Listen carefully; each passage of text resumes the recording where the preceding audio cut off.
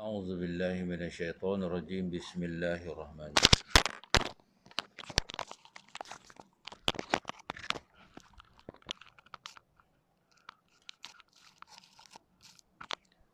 أعوذ بالله من الشيطان الرجيم بسم الله الرحمن الرحيم الحمد لله رب العالمين والآقبة للمتقين ولا عدوان إلا على الظالمين والصلاة والسلام على أشرف الأنبياء والمرسلين وعلى آله وصحبه أجمعين اللهم صل على سيدنا محمد وعلى آل سيدنا محمد أما بعد. Tuan, syukur Alhamdulillah diberinya kita kekuatan, dipilihnya kita antara banyak-banyak manusia yang masih lagi hidup pada pagi ini untuk melangsungkan kehidupan kita dan satu suasana yang penuh keberkatan. Kita dihidupkan pada hari ini dan kita dipilih oleh Allah dapat solat subuh berjamaah insya-Allah. Tuan, pada pagi ini kita sambung balik pengajian kitab kita, yakni dalam kitab Baru Mazi, Babul Maja'a fil La'nat. Bab yang telah datang ia pada menyatakan laknat. Pagi ini kita nak belajar ataupun kongsi sikit informasi ataupun ilmu tentang apa dalam kitab Baru Mazi jilid ke-13 ini tentang apa itu laknat. Ketahuilah kiranya ya saudaraku, melaknat dan berlaknat-laknat sama-sama Islam itu ditegah oleh syarat kita. Mana kata Islam amat melarang dan memandang berat kepada sesiapa yang melaknati di antara sesama Islam. Islam ni mudah, tuan. Islam ni mudah. Maka tidaklah boleh seorang itu apabila amarah akan saudaranya lalu dikatakannya laknatullahi alaik.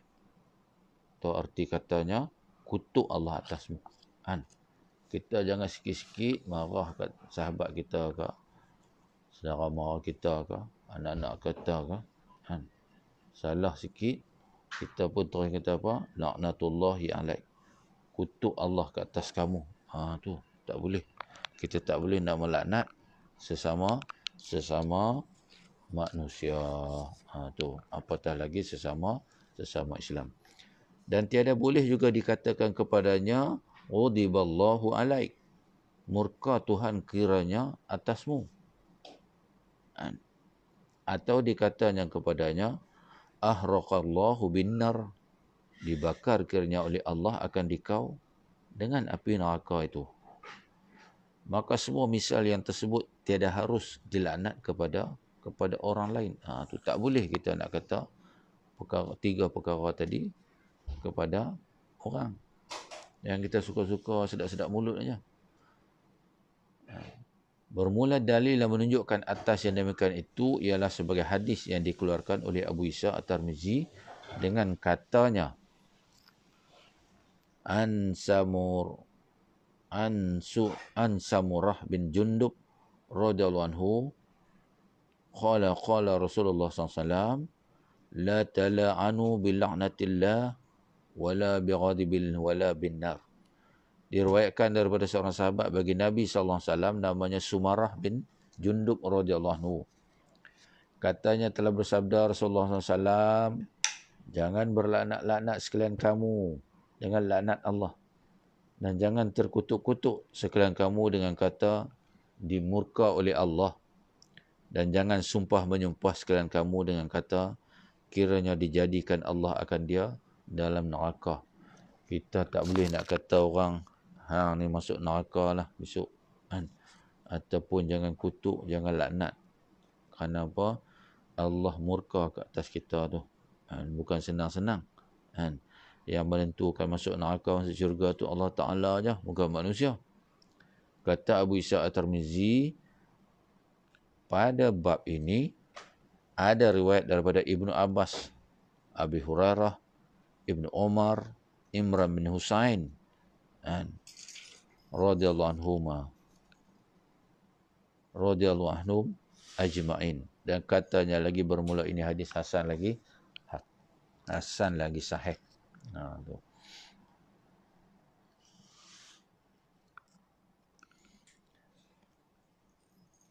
Masalah 389. Melaknat itu bagaimana hukumnya? Apa hukum orang yang laknat melaknati itu? Kata Imam Al-Ghazali dalam kitab Ihya-nya, laknat itu ialah ibarat daripada menjauhkan daripada rahmat Allah Ta'ala. Laknat itu menjauhkan, kan? Siapa tu? Orang yang melaknat daripada rahmat Allah Subhanahu Wa Ta'ala. Jadi kita janganlah suka-suka sangat melaknat orang. Rahmat Allah tu tak sampai ke kita, tak turun ke kita. Maka yang demikian itu tiada harus melainkan atas orang yang difatskan dengan sifat yang dijauhkan dia daripada Allah Ta'ala, iaitu kufur dan zalim, seperti dikatanya laknatullahi alal kafirin, laknat Allah ke atas orang-orang kafir. Tu tak boleh kita nak kata laknat sungguhlah orang kafir ni, kan? Dan laknatullahi alal zalimin, laknat sungguhlah ke atas orang-orang, kan, orang zalim ni, kan? Selanat betul kita kata, lahanat sungguhlah, dia ni tak boleh. Maka sayugianya diikut padanya dengan lafaz syarak, kerana pada laknat Allah ada bahaya, kerana menghukum atas Allah Azza wa Jalla, menjauhkan orang yang kena laknat itu daripada kehadrat Allah dan menjauhkan daripada umum rahmatnya. Maka yang demikian itu satu pekerjaan ghaib, tiada mengetahuinya lain daripada Allah Ta'ala. Yang tahu semua yang ghaib ni Allah Ta'ala. Kita tak boleh nak laknat melaknati ikut suka kita, kan? Kita marah dia tak suka dekat kita, dia buat zalim, kita pun kata, kan, laknatullahi alaik, laknat ke atas kamu oleh Allah Subhanahu Wa Ta'ala, kan? Maka yang demikian itu satu pekerjaan ghaib, tiada mengetahui melainkan Allah jua. Allah jua yang mengetahuinya, dan mengetahui atasnya oleh Rasulnya sallallahu alaihi wasallam, jikalau memberitahu Allah akan dia. Nabi Muhammad SAW sendiri pun tak tahu, kecuali orang tanya sahabat macam ni, Nabi pun, kan, selagi mana tak dapat wahyu, Nabi tak jawab, kan? Tu masalah 390, nak melaknat yang harus itu bagaimana? Tu Islam ni fleksibel, dia tak rigid. Bab ni dia tak rigid, kan? Dia rigid apa? Bab akidah, kan? Melaknat yang harus itu bagaimana? Harus kita melaknat orang tu macam mana? Kata Imam Al-Ghazali di dalam Ihya, melaknat yang harus itu ialah melaknat dengan kaifiat yang umum, seperti dikatakannya laknatullahi alal kafirin, laknat Allah ke atas orang-orang kafir, dengan menilikkan kepada kufurnya. Kalau dia betul-betul kufur dah, harus kita, kita kata apa? Laknat Allah ke atas orang-orang yang kafir. Ataupun laknatullahi alal mubtadi'in, laknat Allah ke atas orang-orang bid'ah, dengan menilik pula kepada kebid'ahannya, kan? Kita tahu dah, semua orang tahu, kata dia ni ahli bid'ah, boleh kita laknat dia. Dan ataupun laknatullahi alal fasiqin, laknat Allah ke atas orang-orang fasik, dengan menilik kepada kefasikannya, kan? Kita pun tahu dia ni memang fasik lah, kan? Bukan kata kita saja, tanyalah siapa pun, mereka akan mengatakan dia ni betul-betul fasik dengan ciri-ciri kefasikannya. Dan harus melaknat dengan kaifiat-kaifiat yang lebih tertentu daripada yang tersebut itu, seperti dikatakan laknatullahi alal yahudi wan nasara wal majusi, laknat Allah ke atas orang-orang Yahudi dan Nasrani dan Majusi, dengan menilikkan kepada kufurnya mereka itu, kan? Ar-Rawafid dan Al-Qawarij, dan laknatullahi alal Qadariyah, Al-Kilirraba, Az-Zalamat, laknatullahi alal Zunnat. Maka semua yang tersebut itu harus, Tetapi pada melaknat segala jenis orang yang bid'ah itu ada bahayanya. Tu. Kita duk melaknat orang yang bid'ah itu juga ada bahayanya. Bahayanya kenapa? Kerana mengetahui bid'ahnya itu pekerjaan yang tersembunyi. Kalau kita pun 50-50, 50-50. Tak tahu dia ni, kita pun ikut orang-orang kata bid'ah, kita pun bid'ah. Jadi lebih baiklah kita reserve lah sikit. Reserve the comment. Kan jangan komen, tak tentulah kalau kita tak tahu ujung pangkal dia. Dan tiada datang padanya lafaz yang masyhur.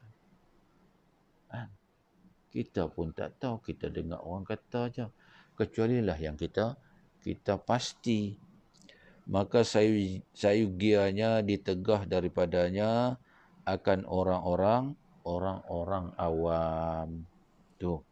Kerana yang demikian itu membawa kepada melintang diri seumpamanya dan membangkitkan perkelahian antara musuh. Tu. Kita nak kena jagalah adab-adab berteman, adab-adab bersahabat ni. Jangan sewenang-wenangnya kita ikut mengikutnya. Kita baca satu mesej, orang tu dalam WhatsApp itu kata apa? Dia ni bid'ah, kita pun menyampai-nyampai, memanjang-manjangkan. Viral pula. Seronok. Jadi kita tapis-tapislah dulu. Tu yang pentingnya ilmu tu. Jangan kita duk suka-suka saja. Kan? Seterusnya masalah 391. Melaknat seorang yang tertentu itu ada padanya bahaya. Tu. Kita cop dia. Demikianlah kata Imam Al-Ghazali di dalam Ihya. Seperti kata engkau, Ali dilaknat kiranya oleh Allah akan dia. Contoh, ni bukan Sayyidina Ali, nama yang dipakai, nama yang diwatakkan. Pada Ali itu kafir atau fasik atau orang buat bid'ah. Tetapi maka tiap-tiap seorang yang sabit laknatnya pada syarak, baik pun di dalam kitab atau dalam sunnah, maka harus laknatnya. Seperti kata engkau, tu, siapa dia? Engkau Abu Jahal laknatullah. Tu, Abu Jahal. Sebab apa kita boleh kata dia? Allah sendiri yang mengatakan. Atau Abu Lahab laknatullahi alaih. Kan? Kerana telah sabit mereka itu mati atas kafir. Tuan. Abu Lahab ni tuan-tuan. Belum mati lagi. Al-Quran ni adalah bahasa Arab. Abu Lahab ni takkan dia tak tahu kot bahasa Arab ni, bahasa Quran ni. Tapi itu tuan-tuan. Surah apa? Surah Al-Masad. Tabat yada abi lahabi watab. Disebut clear cut. Maka harus dilaknat, kata tuan kitab ni. Adapun melaknat seorang Yahudi yang tertentu pada zaman kita misalnya, maka iaitu berbahaya jua. Kerana barangkali masuk Islamia, maka mati ia hal keadaannya hampir di sisi Allah. Kan? Yahudi ni, orang Yahudi ke orang Nasrani ke, janganlah kita melaknati mereka. Sebab apa? Pengakhiran mereka itu hanya Allah saja yang mengetahuinya. Mungkin sempat dapat hidayah, kan? Mereka pun bersyahadah ketika mati. Kan?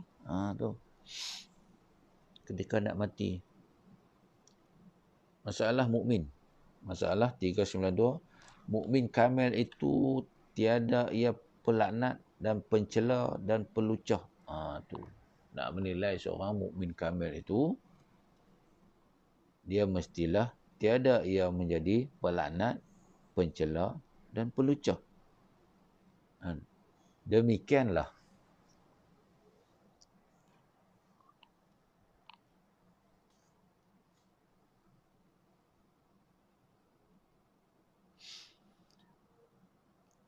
Demikianlah tersebut di dalam hadis yang dikeluarkan oleh Abu Isa At-Tirmizi dengan katanya, An Abdullah ibn Mas'ud radhiyallahu anhu, qala Rasulullah SAW, laisal mu'minu bit-ta'ani walal la'ani walal fahishi walal bazi. Diriwayatkan daripada seorang sahabat bagi Nabi sallallahu alaihi wasallam, namanya Abdullah bin Mas'ud radhiyallahu anhu. Katanya telah bersabda Rasulullah SAW, tiada mukmin yang kamil lagi yang berpegang dengan hukum agamanya, mencela dan mencaci orang pada keturunannya. Seperti dikatakan, dia anak Cina dan bangsa anak yang mata layu. Emaknya bangsa Hindu paria. Dan tiada pula melaknat dan tiada mencabul dan pencarut dan tiada busuk mulut memaki orang. Tu kan. Mulut ni ya Allah, ikut suka dia saja. Kan? Tu ada kata apa? Wei anak Cina, mata sepet, mak adalah Hindu paria. Allah. Tu. Ni cacian-cacian, makian-makian yang tidak enak didengar. Tak usah kata mereka, kalau orang maki kita pun sama juga. Kan? Jadi, kita kalau boleh, elakkan diri kita daripada melanati, mencaci maki orang. Tak baik. Kan? Kata Abu Isa At-Tirmizi, bermula ini hadis hasan lagi gharib. Hadis yang baik. Seterusnya 393, masalah laknat itu kembali kepada yang melaknat jika tidak jatuh ke atas yang kena laknat. Tu yang bahayanya tuan-tuan. Sebab Islam atau syariat kita menegah kita daripada suka-suka memaki, suka-suka melaknat, suka-suka membenci. Sebab apa? Sebab takutnya nanti laknat itu kembali kepada yang melaknat tu. Jika tidak jatuh ke atas yang kena laknat. Apa yang kita laknat ni bukan dia. Tu. Demikianlah tersebut di dalam hadis yang datang riwayatnya daripada seorang sahabat bagi Nabi SAW, namanya Abdullah bin Mas'ud radhiyallahu anhu. Katanya, telah aku dengar Rasulullah SAW bersabda ia, bahwasanya laknat itu apabila dihadapkan dia dan dilaknatkan dia kepada yang dilaknat dan yang dihadapkan dia, maka pergilah ia menghinanya. Jika ada didapatnya jalan mengenainya, kerana orang yang kena laknat itu zalim, misalnya kepada yang melaknat. Maka jika tidak ada jalan laknat itu datang mengenai yang kena laknat itu, berkatalah ia, ya Tuhanku, telah dihadapkan oleh yang melaknat itu akan daku kepada si anu. Maka tiada jalan dapat aku menimpa si fulan yang kena laknat itu. Maka dijawab dari pihak Tuhan, kembali kamu kepada tempat yang kamu datang. Maka ia pun kembali kepada orang yang melaknat. Na'udzubillahi minazalik, tuan-tuan. Jadi dengan ini maka kita jangan suka-suka melaknat. Takut benda tu, tuan-tuan, jatuh ke kita balik. Tak jatuh ke kita, jatuh ke anak-anak kita. Kesalahan kita dengan manusia ni, tuan-tuan, takut Allah balas kita kat dunia ni. Okey lagi kalau Allah balas kita kat dunia ni. Sekurang-kurangnya kita tahu kesalahan kita. Dapat kita pula satu hidayah, kita sempat minta maaf kepada dia. Buatnya kata kita, dia tak buat apa, kita fitnah dia aja, mati dia. Kita ada lagi perhitungan, tuan-tuan. Di perang masyar sana, bukan suka-suka hidup kat dunia ni. Hidup dekat dunia ni, kita nak cari apa? Nak cari bekal kat akhirat. Tu kita ni, kat dunia ni. Nak cari bekal. Sebab apa? Kehidupan kita ada lagi. Kehidupan yang berpanjangan abadan abada. Kehidupan yang kekal lagi abadi. Di padang mahsyar ni. Bila tu? Hanya Allah saja yang mengetahui. Jadi janganlah kita cuba-cuba cuba-cuba apa? Tak suka orang, benci orang. Tu. Sebab apa? Takutnya kita, takut ya Allah kalau kita kata ke orang suka sangat, orang kata jelabah sangat mulut, janganlah. Sekat-sekatlah, kurang-kurangkanlah bercakap. Ni zaman-zaman ni, zaman-zaman PKP ni, COVID-19, lockdown ke apa down ke, kita tak tahu lah. Kan? Kita pun tak tahu the next ni apa nak jadi, next ni apa nak jadi. Kan? Esok dan esok dan esok dan esok. Apa nak jadi kita tak tahu. Tiba-tiba puih kita mati kita. Apa kita nak buat. Jadi ada masa ni banyak-banyak ni tuan-tuan. Kita punya kelapangan sebenarnya. Kan? Allah beri kita kelapangan. Jadi kita ambillah. Kan? Carilah amal-amal yang dapat kita jadikan dia teman untuk kita nak bawa nanti. Tak tahu tuan-tuan sekarang ni. Kan? Bab mati ni, perkara mati ni, Allahu Akbar. Kita dengar.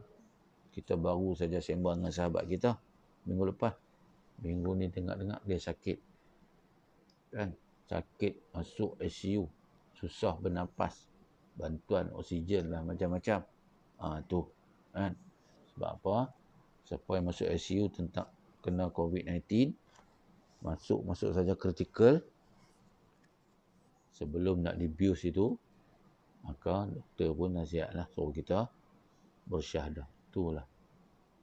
Kan? Bahasa ataupun kalam yang terakhir untuk kita. Jadi berhati-hati tuan-tuan. Kan? Seterusnya, melaknat angin itu ditegah oleh syarak. Tuan-tuan, tadi kita bincang melaknat sesama manusia. Tu manusia. Kan? Melaknat angin itu juga ditegah oleh syarak. Angin ni tuan-tuan, angin. Nampak ke kita angin? Nampak tuan-tuan? Tu. Ini salah satu cara kita nak mengenal Allah. Kan? Benda-benda tu kita sulam sikit. Nak mengenal Allah. Angin yang kita tak nampak ni tuan-tuan. Kan? Kita berasa apa? Kita tak boleh nampak tapi kita rasa. Sejuk je angin. Tiup, sepui-sepui bahasa. Kan? Kita panas. Kita pasang kipas, angin keluar. Lega kita. Duduk tepi pantai petang-petang. Angin tiup. Lega kita. Kan? Jangan kita rasa, oh besar, oi, sebenarnya angin ni. Kita bawa, tuan-tuan, bawa. Rasa kita tu, terus klik. Ya Allah, besarnya kuasa Engkau, ya Allah. Kan? Itu tanda kenal Allah. Kan? Allah bagi kita penglihatan. Allah bagi kita pendengaran. Allah bagi kita rasa. Rasa. Kenal Allah. Jangan biar dia, Allah sejuknya angin. Tak tahu. Tu. Dan pada kita kenal Allah ni tuan-tuan, macam mana Allah? Kan? Angin yang kita tak nampak ni, dia boleh bagi kesan kat kita sejuk. Angin panas. Angin suam. Pernah tak kita fikir, ay Allah, angin ni hebatnya. Kalau angin yang kita tak nampak ni, yang mencipta angin tu, lagi hebat lah. Kan? Syarak nak pesan apa kat kita sekali ni? Seperti seorang, melaknat angin itu ditegah oleh syarak seperti seorang di dalam bekerja mengangin padi. Dalam ia sedang mengangin itu lalu putus tiupan angin. Maka itu pun lalu marah cukup dengan sumpah sanah ataupun sumpah laknatnya. Dikatanya angin laknatullah, angin berdebah. Kan? Wah, asam punya angin. Tu. Dan sebagainya. Ataupun ia di dalam berjalan lalu bertiup angin yang keras sampai menerbangkan kopiahnya atau menyingkap kainnya, ataupun datang angin panas meniup ke atasnya dengan panas. Maka ia pun marah akan tiup angin-angin demikian itu, cukup dengan laknatnya. Semuanya ditegah oleh syarak kita dengan dalil seperti yang dikeluarkan oleh Abu Isa At-Tirmizi dengan katanya, an Abi Abbas an Ibni Abbas radhiyallahu anhu anna rajulan la'ana ar-rahal inda an-nabiy sallallahu alaihi wasallam faqala la tal'anir raiha fa innaha ma'murah. Diriwayatkan daripada seorang sahabat bagi Nabi SAW, namanya Abdullah bin Abbas radhiyallahu anhu. Bukan sekadar sahabat, bapa saudara dia. bahwasanya satu orang lelaki telah melaknat ia akan angin di sisi Nabi SAW. Maka didengar Nabi akan laknatnya itu, serta dilarangnya dengan suaranya, jangan kamu laknat akan angin itu, kerana ianya di bawah perintah Allah. Disuruh akan dia bertiup dari utara ke selatan, atau dari selatan ke utara, atau dari timur ke barat dan barat ke timur, atau lainnya. Maka apakah dosanya engkau melaknat akan dia itu, apakah engkau tahu kan dia di bawah perintah Nabi. Dan satu hari Nabi dengan para sahabatnya mendengar kata seorang lelaki telah melaknat angin tu, kan? Maka Nabi ni tegas. Hak hukum Nabi tegas. Hak adab menghadap Nabi ni tuan-tuan, yang kata rahmatan lil alamin, pembawa rahmat, dan ajak orang jadi manusia, jadi sebagai manusia yang sebenarnya, beradab, berakhlak. Nabi cukup pantang kalau orang melaknat, bukan kata sesama manusia, sesama dengan makhluk Allah yang lain, tak kira lah. Ini melaknat angin pula, tu.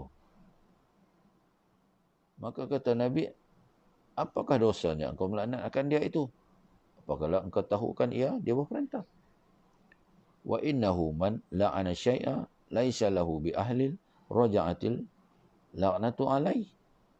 Dan bahasanya siapa melaknat akan suatu yang tiada baginya mustahil, ini berhak untuk dia melaknat, kerana tidak apa dosanya, nescaya kembali laknat itu ke atas orang yang melaknatnya. Jangan. We don't simply curse. Sebab apa? Takut kembali kepada orang yang melaknat, sibuk melaknat orang. Kata Abu Isa At-Tirmizi, bermula ini hadis hasan lagi gharib. Tu melaknat angin. Akhirnya sekali tuan-tuan, melaknat binatang itu ditegah oleh syarak. Kita habiskanlah, ada dua topik sikit lagi. Dua masalah. Yang seterusnya, melaknat binatang itu ditegah oleh syarak. Tadi manusia, kemudian angin. Tak kira lah angin ke hujan ke apa. Kita melaknat matahari ke. Kita kata apa? Oh ya Allah, matahari ni. Tu pun tak boleh. Terusnya melaknat binatang tu dengan dalil larang. Nabi seperti dalam hadis yang datang riwayatnya daripada seorang sahabat Nabi SAW itu tadi, namanya Imran bin Husain radhiyallahu anhu. Katanya, di dalam antara Rasulullah SAW pada setengah musafirnya, dan ada satu perempuan daripada kaum Ansar atas seekor unta betinanya, maka sudahlah unta itu penat dan kurang cepat jalan. Lalu perempuan itu melaknatnya. Maka didengar oleh Nabi SAW akan laknatnya itu, lalu bersabda ia, ambil oleh sekalian kamu, hai sahabatku, apa-apa yang di atas unta itu, dan lepaskanlah akan dia, kerana ia sudah kena laknat. Jangan berjalan bersama-sama. Jangan berjalan sama-sama kita, unta kena laknat. Kata Imran, seolah-olah aku nampak sekarang ini, berjalan unta itu sendiri, di dalam orang-orang itu, tiada siapa peduli akan dia. Meriwayatkan hadis ini oleh Muslim dan lain-lain. Satu hari dalam rombongan sahabat-sahabat dengan Rasulullah. Lalu seorang wanita ni, dia ada pimpin unta. Unta yang dipimpin tu dia punya unta. Dia laknatnya. Dia sumpah seranah unta. Unta pemalas lah. Apalah macam-macam dia kata. Lalu Nabi dengar. Nabi kata apa? Nabi kata, wahai sahabat, ambil lah barang-barang di atas unta tu. Ambil. Kau pikul sendiri. Sebab apa? Unta tu tak boleh dah bersama kita sebab kau dah laknat dia. Lepaskan dia. Tu. Binatang pun kita tak boleh nak laknat, tuan-tuan. Dan seterusnya melaknat ayam berkokok itu ditegah oleh syarak. Ayam berkokok. Sebagaimana tersebut adalah hadis yang diriwayatkan daripada Abdullah bin Abbas radhiyallahu anhuma. Bahwasanya seekor ayam jantan berkokok yang hampir dengan Nabi SAW. Maka berkata seorang lelaki, "Ya Tuhanku, laknat akan dia." Dia dengar oleh Nabi akan berkatanya demikian itu. Lalu bersabda Rasulullah SAW, "Biarkan ia berkokok, jangan laknat akan dia. Kerana ia menyeru kepada sembahyang, yakni menjaga orang-orang masuk waktu beribadat." Sebagai alam clock. Kan? Alam clock. Mana kata, masuklah waktu sembahyang tu. Yang hang pergi laknat pula kau hasam punya ayam ni, bising orang nak tidur. Tak boleh. Nabi kata tak boleh. Tu. Nabi tekuk kan. Yang seterusnya melaknat kutu anjing itu pun ditegah juga oleh Nabi kita sallallahu alaihi wasallam. Sebagaimana tersebut pada hadis yang datang riwayatnya daripada Anas bin Malik radhiyallahu anhu.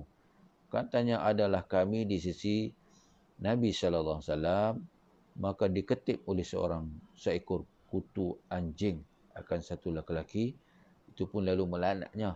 Maka sabda Nabi SAW, tak kala didengarnya lelaki itu melaknat, jangan laknat akan dia, kerana ia telah menjaga satu Nabi daripada beberapa Nabi kerana sembahyang. Tu, anjing. Anjing, kita tahu lah anjing ni bukan binatang peliharaan orang Islam pun. Tapi orang Islam bolehlah pelihara untuk tujuan-tujuan tertentu. Ada. Anjing pun, yang setengah orang kata, jijik pun Nabi tak bagi laknat. Apatah lagi perkara yang kita duk baca tadi, duk kongsi tadi. Maka tuan-tuan dengan ini, maka dengan sedikit informasi ini, ataupun ilmu tentang laknat ni, maka kita peliharalah diri kita, lisan kita daripada suka-suka sikit-sikit laknat. Dah. Dulu kita pun dah banyak dah buat dosa. Dah. Lah ni kita kurang-kurangkan sikit. Bukan kurang, kalau boleh terus jangan buat dah benda-benda yang mendatangkan dosa kepada diri kita. Terutamanya dosa melaknati ataupun suka sangat laknat orang. Sebab apa? Takut tuan-tuan, takut kita pun tak tahu penghujung akhiran kita ni macam mana. Jadi sama-samalah kita ni tuan-tuan. Kita kata apa? Jadi saya rasa sekadar itu dulu yang dapat kita kongsi. InsyaAllah panjang umur murah rezeki, kita bertemu lagi. Dan kita akan sambung ke tajuk yang seterusnya pada 2 minggu daripada sekarang. Tu. Maka kita sudahi dengan sedikit doa. Kita mohon kehadrat Allah SWT, moga-moga kita terlepas daripada segala bala bencana yang sedang menimpa kita sekarang ni. Kita minta kehadrat Allah SWT, moga-moga kita dijauhkan daripada bala ataupun segala ujian-ujian. Bukan kata pada diri kita saja, kepada sanak saudara, sahabat-sahabat, jemaah-jemaah kita. A'udzubillahi samii'il 'aliim minasyaitonir rajim. Bismillahirrahmanirrahim. Alhamdulillahirabbil alamin wal aqibatu lil muttaqin. Wala udwana illa 'alal zalimin. Wassalatu wassalamu ala asyrafil anbiya'i wal mursalin wa ala alihi wa sahbihi ajma'in. Allahumma ya da'afil bala izfa' anna hadzal yawm hadzal waba wal bala wal marada wasyada'idal wamihan bilutfika ya latif innaka ala kulli syai'in qadir biwil hijabah. Ya Allah ya Rahman ya Rahim, hindarilah kami ya Allah daripada bala yang sedang melanda kami ya Allah. Ya Allah ya Rahman ya Rahim, angkatlah penyakit COVID-19 ini daripada negara Malaysia khususnya ya Allah, dan seluruh dunia ya Allah. Biarlah kami ya Allah, biarlah kami ya Allah. Ampunilah dosa kami ya Allah. Amin ya rabbal alamin.